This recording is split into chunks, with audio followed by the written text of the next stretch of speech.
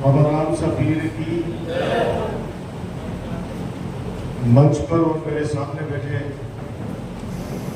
सभी पिता बने बुजुर्गों,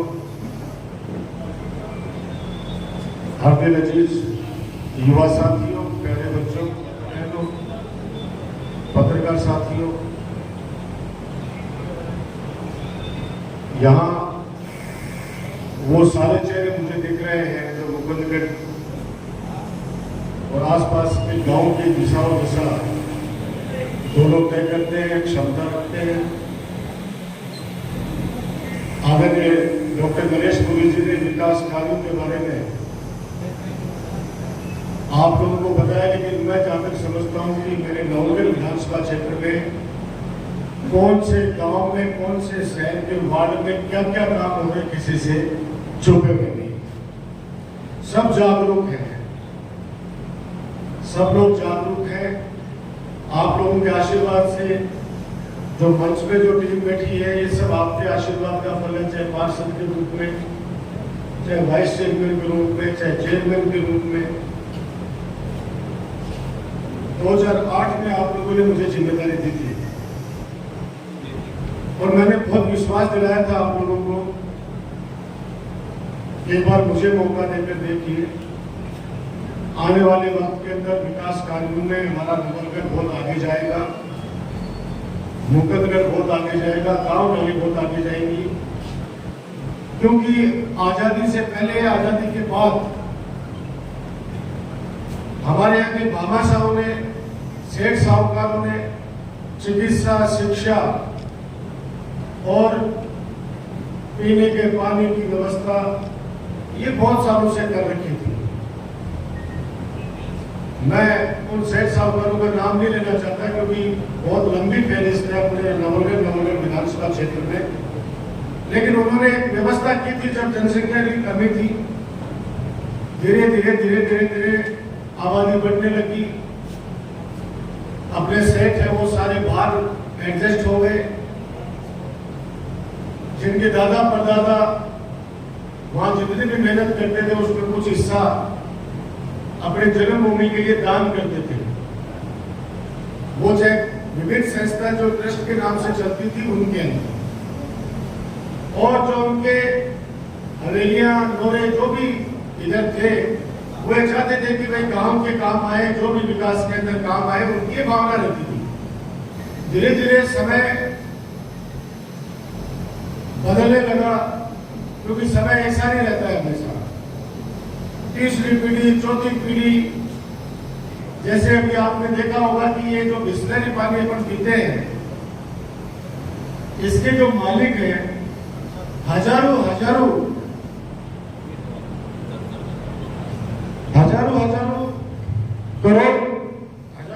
करोड़ का टर्नओवर है। लेकिन उनकी बिटिया ने कहा कि मुझे व्यापार नहीं संभालना, मुझे तो इस फील्ड में जाना है, दूसरा फील्ड चुन लिया उन्होंने। अब आप सोचिए कि अकेला कोई वारिस और वो भी बेटी हो, अब वो बेटी ये कहे कि नहीं मैं तो पापा आपका एक कारोबार नहीं संभाल पाऊंगी, मेरा उद्देश्य दूसरा है, मैं तो उस लाइन में जाऊंगी। तो पिता भी क्या कर सकते हैं, लास्ट के अंदर उन्होंने बताया भाई मुझे इतनी बड़ी कंपनी है उसके शेयर बेचने पड़ेंगे। ऐसे ही चला ये दौर। जो कई बार बातें उठती है ना कि साहब आप फलाने वो खाकोर, ऐसे कोई नहीं करता, किसी की मजाल नहीं है जो किसी की जमीन पर या किसी के हवेली में कोई जबरन घुस जाए। जनता का राज है, 36 कौम का राज है नवलगढ़ के। लेकिन अगर तीसरी पीढ़ी चौथी पीढ़ी अगर बेचार निकाल दे, कोई व्यापारी खरीद ले उसको, उसमें राजकुमार देख ले। गांव के अंदर भी जो चले गए बाहर गुवाहाटी से बेचने लगे लोग,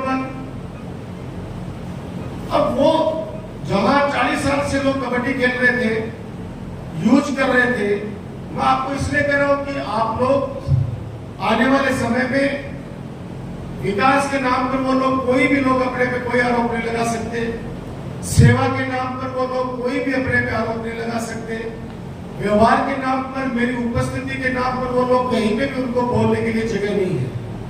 ये बड़े बड़े नेता जो आएंगे वो ये कहेंगे ये कर दिया, वो कर दिया, ये खा गए, वो खा गए, ये सारी बातें करेंगे।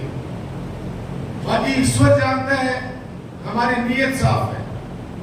आप ये सोचिए, आज गर्ल्स कॉलेज का तोहफा दिया मुकुंद को, ये सत्यनारायण और मनीष बैठे हैं, वो उस पर स्टे ले लिया था। अगर वो किस्मत अच्छी थी अपन सब लोगों की है, उन बेटियों की जो उसमें पढ़ने वाली है, ये एक्शन बैठे हैं बहादुर सिंह जी मेघवाल साहब, 4.5 करोड़ रुपए स्वीकृत हो गए थे, लेकिन इसके दाम क्या करें, किस्मत अच्छी थी, वो स्टेट टूटा, स्टेट टूटते ही इन्होंने एक्शन किया और फटाफट नींव रख के हजारों लोगों की, आप लोगों की उपस्थिति में अपन ने उसका शिलान्यास कर दिया। आज वो कॉलेज बन रही है, उसके बाद में फिर स्टे आ गया, उसपे साइड फिर स्टे लेके आ गए। अब वो लोग भी कई सोशल मीडिया पे डाल दिया, बोला हमारी जमीन थी, राजकुमार आ गया। भाई गर्ल्स कॉलेज गांव के लिए बन रही है, परशुराम राम स्टेडियम बन रहा है, कोर्ट में कह रहे हैं कि स्टेडियम राजकुमार के घर की शोभा के लिए बन रहा है, वास्तव में बन रहा है। आज मुकुंदगढ़ को उपदेशिक बनाया, ये डॉक्टर राजकुमार की शोभा है। मुकुंदगढ़ वालों की मांग थी कि हमारे हॉस्पिटल के अंदर एक डॉक्टर बैठता है, इसको बड़ा हॉस्पिटल बनाइए।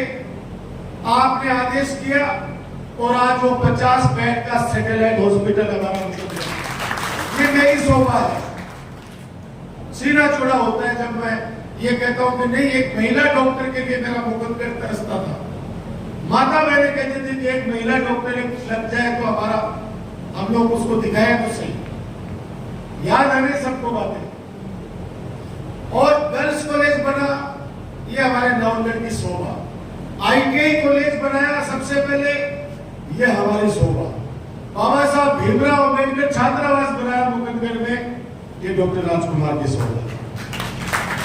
मंडी स्कूल को क्रमोन्नत करके 12वीं किया, रमाबाई स्कूल को 12वीं किया, यहाँ पे साइंस खोली, ये मेरे कंधे पे स्टार लग रहे, ये शोभा है मेरी। तभी मैं आज आपके सामने हंस के खड़ा हूं, तभी आप लोग एकदम दबंगता से पुरजोर के शब्दों के साथ मेरे साथ खड़े रहते हो कि नहीं, वोट बन गए, जिसके मन में दे या नहीं दे, लेकिन राजकुमार ने हमारे लिए काम किए, सेवा की है और बिना किसी दलाल के की है। डायरेक्ट मिलता है सबसे, कोई व्यक्तिगत कोई स्वार्थ पेटे कोई बुराई के लिए तो मैं कह नहीं सकता। बाकी कोई भी मेरे पास आया है, ईश्वर साक्षी है, मैंने कभी नहीं कहा कि तुम फलाने आदमी को साथ लेके आएगा तो मैं काम करूंगा। मेरे दरवाजे आप लोगों के लिए, नवलगढ़ की 36 कौम के लिए, जनता के लिए नहीं। झुंझुनू राजस्थान में आप लोग देखते हो, जयपुर के अंदर भी जब जन सुनवाई होती है, भरतपुर, धौलपुर, सवाईमाधोपुर, कहां से लोग वहां जन सुनवाई के लिए उम्मीद लेके आते हैं। ये सब इसलिए आते हैं कि आप लोगों ने इस पौधे को लगाया, सक्षम बनाया, समय समय पर उसमें पानी डाला, समय समय पर उसमें खाद डाली, और कई बार षड्यंत्र में आपका राजकुमार को फंसाने की कोशिश की, तो आप लोगों ने ढाल बनकर मेरी आवारा पशुओं से रक्षा की। आवारा पशुओं से मेरी रक्षा भी करी, मेरे आंसू भी पहुंचे। नहीं बोल सकता मैं पिछले वाला चुनाव, उन लोगों ने तो अपना खेल कर दिया था, राजनीतिक हत्या करना चाहते थे आपके राजकुमार की वो लोग, लेकिन आप लोगों ने मेरे को सहारा दिया, मेरे आंसू पूछे और मुझे 36,500 वोटों से जीता कर वापस राजनीति की ओर। लेकिन एक काम में वो सफल हो गए, नवलगढ़ का प्रतिनिधित्व कैबिनेट में, पहले कैबिनेट में होना चाहिए था, उसमें वो लोग कामयाब। उसका नुकसान नवलगढ़ को तो हुआ ही हुआ।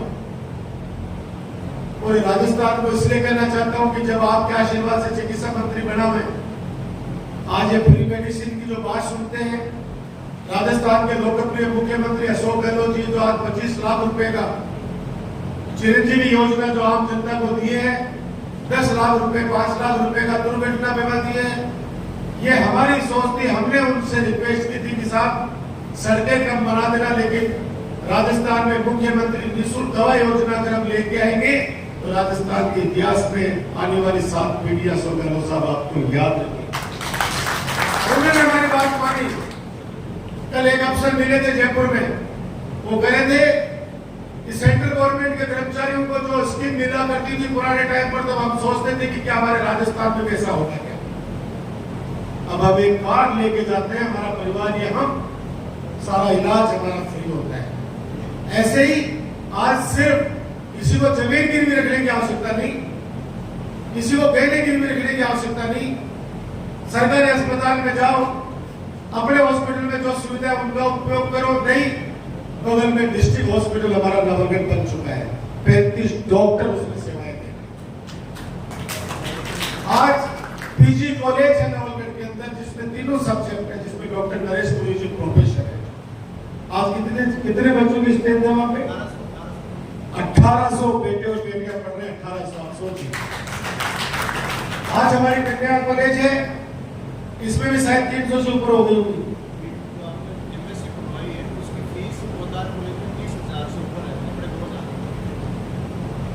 अब इसका फायदा जो है, एमएससी करना बच्चों का, बेटों का सपना होता है, लेकिन माता पिता की आर्थिक स्थिति ठीक नहीं है।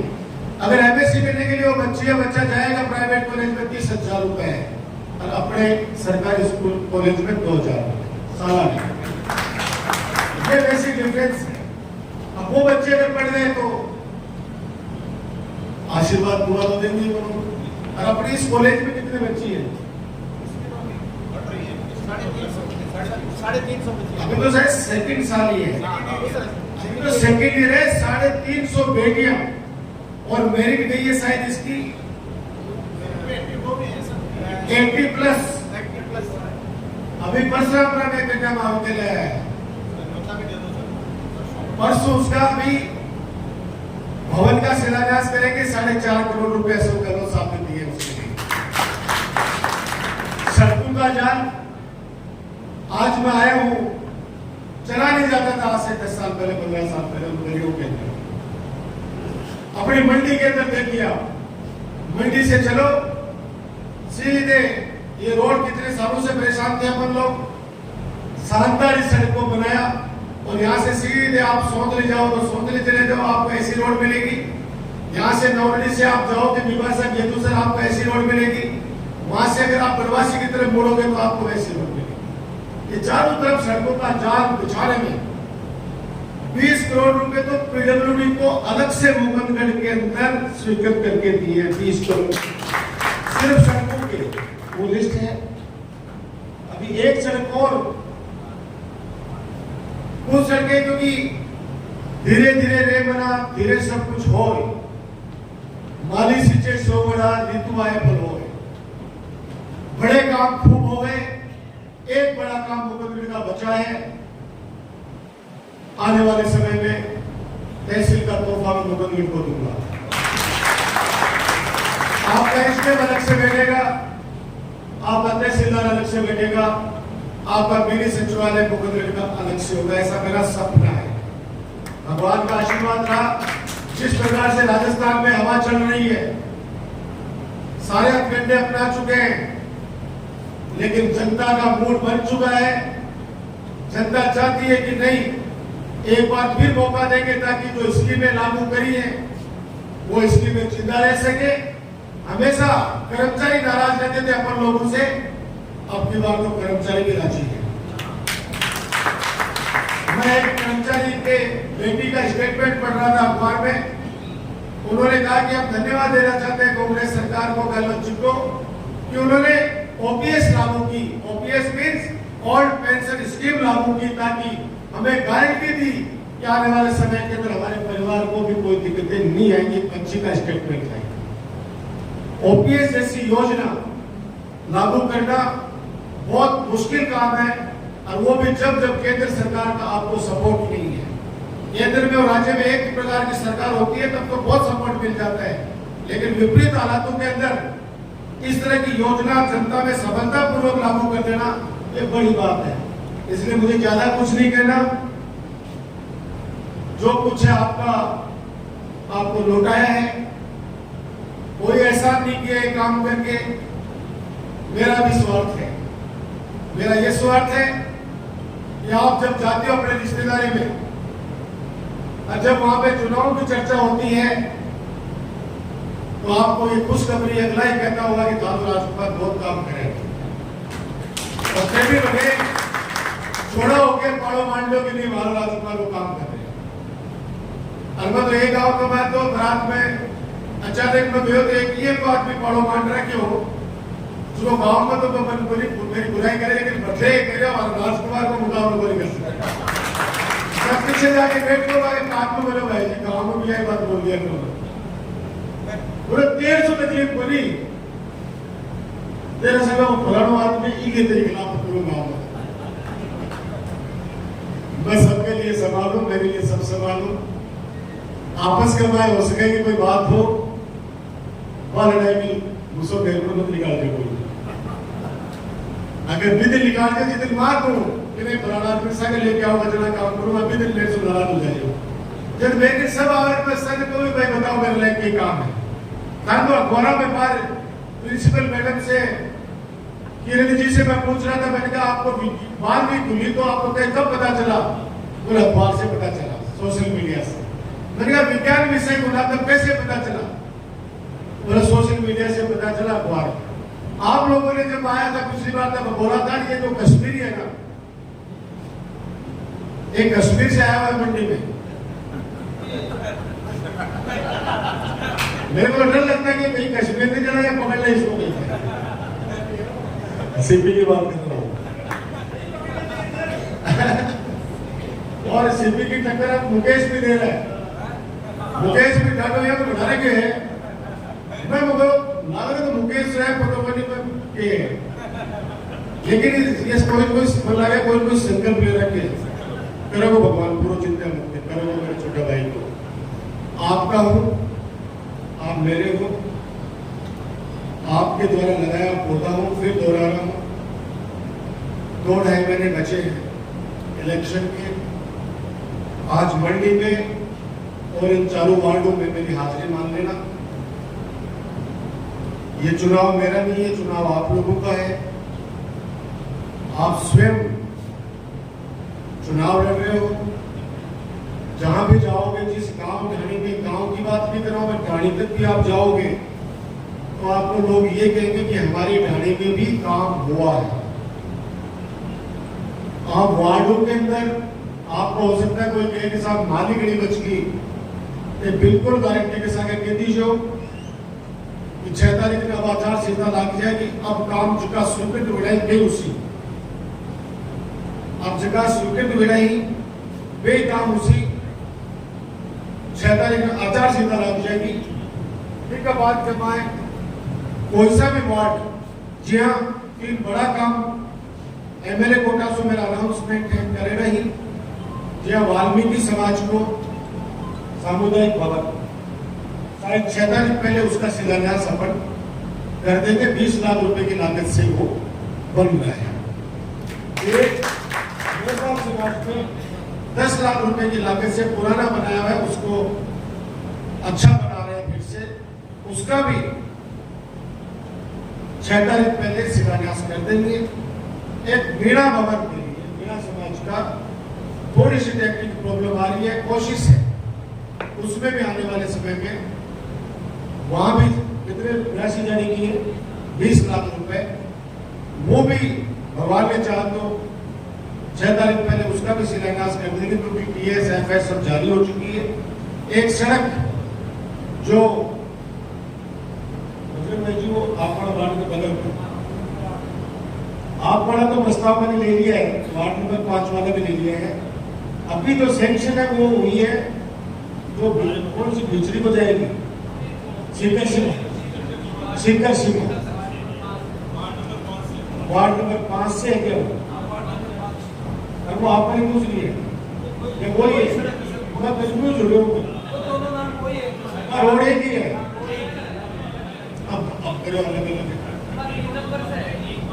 अब जो भी है 3-5 जो भी है 3 में 5 में है एक सड़क तो अभी बना रहे हैं और एक आने वाले टाइम पर भी ले लिए मैं एक्शन साहब को कह दिया टॉप प्रायोरिटी पर रखेंगे मेरा वादा है वो भी कर दूंगा आप लोग कोई ऐसी बात कोई बोलते हैं आपके पास बताने के लिए सब कुछ है। बहुत लोग देखो सरकार ने नहीं माननी है ना, फिर तो कतो ही देसी की कोशिशों को आके भेज दे बना सकता, वो तो बारह आके आए बुजुर्गों की जमा डालने की खुशबू आ रही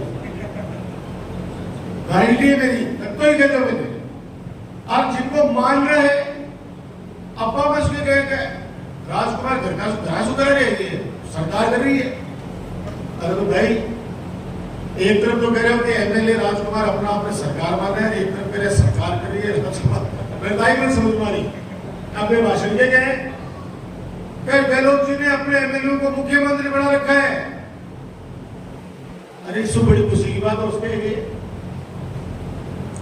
आप तो बोले रहे हो कि मुख्यमंत्री आपका चमचा बना रखे एमएलए ने, जो बोले बोली के सामने मुख्यमंत्री बना रखे तो अपने अपने विधानसभा क्षेत्रों में किसी भी एमएलए ने 800 से लेके 1000 करोड़ से कम काम नहीं करवाया। 800 से लेके 1000 करोड़, डोटासरा जी तो पूछ के 1300 करोड़ पे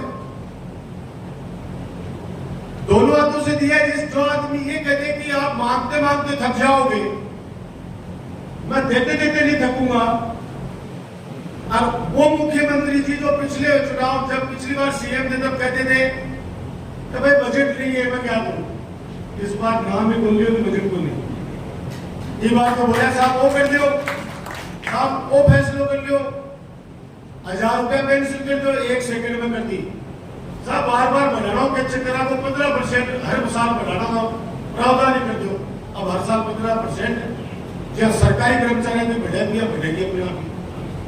और ऐसे ऐसे काम जो कल्पना के बाहर थे वो काम राजस्थान में हुए हैं।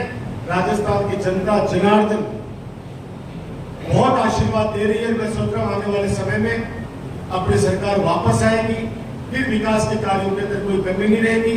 कानून व्यवस्था के अंदर भी मेरी पूरी नजर रहती है कि व्यक्ति सुबह जिस इज्जत के साथ घर से निकले, रात को उसी इज्जत के साथ घर में वापस प्रवेश करे, तब तो मेरा एमएलए रहना, यहाँ का जनप्रतिनिधि रहना अच्छा है, वरना कोई मतलब नहीं है। मेरी कोशिश रहती है कोई किसी शरीफ आदमी को, आम आदमी को कोई व्यक्ति परेशान नहीं करे, चाहे कोई भी। और ये आप लोग देख रहे हैं रात को 3 बजे भी अगर मंडी से कोई पैदल अगर कस्बे में जा रहे हैं, चाहे मेरी बहन बेटी जाए, मजाल नहीं कोई अंगुली उठा के देखे। अब जिन्होंने देखा है उनको सबक मिला है, और ऐसा सबक कि मैं भुगड़े को दिख रही। जिन्होंने ऐसी कोई करी भी गलती से, गलती कर भी दी गलती से, माफी नहीं है।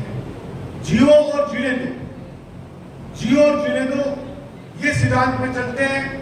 अपना जीवन सबको जीना चाहिए। आप लोग निश्चित रहे, आपके द्वारा आपका बेटा, आपका बेटा डॉक्टर राजकुमार आने वाले वक्त के अंदर और इतिहास अपने विकास कार्यों में लिखेंगे। आपने जो मान दिया, सम्मान दिया, आजीवन आपका ऋणी रहूंगा। काम करके, सेवा करके, ब्याज सहित इस ऋण को चुकाता रहूंगा। ये बात कहते हुए पुनः जितने भी विकास के कार्य हुए हैं, आप सबको बहुत बहुत बधाई। आपका आशीर्वाद बने रखना। पुनः एक बात कहकर मेरी वाणी में विराम दूंगा कि मैं थारो हूं और थे मेरा हूं। मैं थारो हूं और थे मेरा हूं। अपना नारा भी है, थे मां का, आवाज आनी चाहिए, थे मां का, मैं था का। ये आवाज इसलिए जरूरी है, 2-4 दिन पहले एक घर के अंदर 5-7 नेता पहुंच गए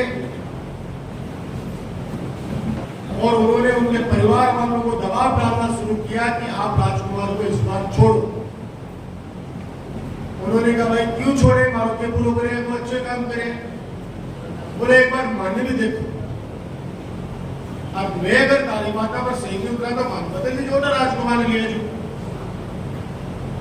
8-7 साल को एक बच्चों सुन लो पड़ो, वो आके बोलो, वो सोचो क्या पिंडो छुड़ाओ मारता हूँ, कौन चाचा कौन पापा को।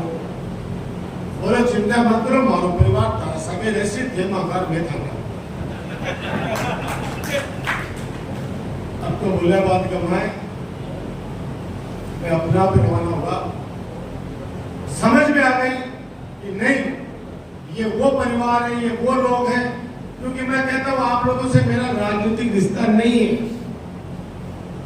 मेरा राजनीतिक रिश्ता नहीं है आप लोगों से, मेरा पारिवारिक रिश्ता है।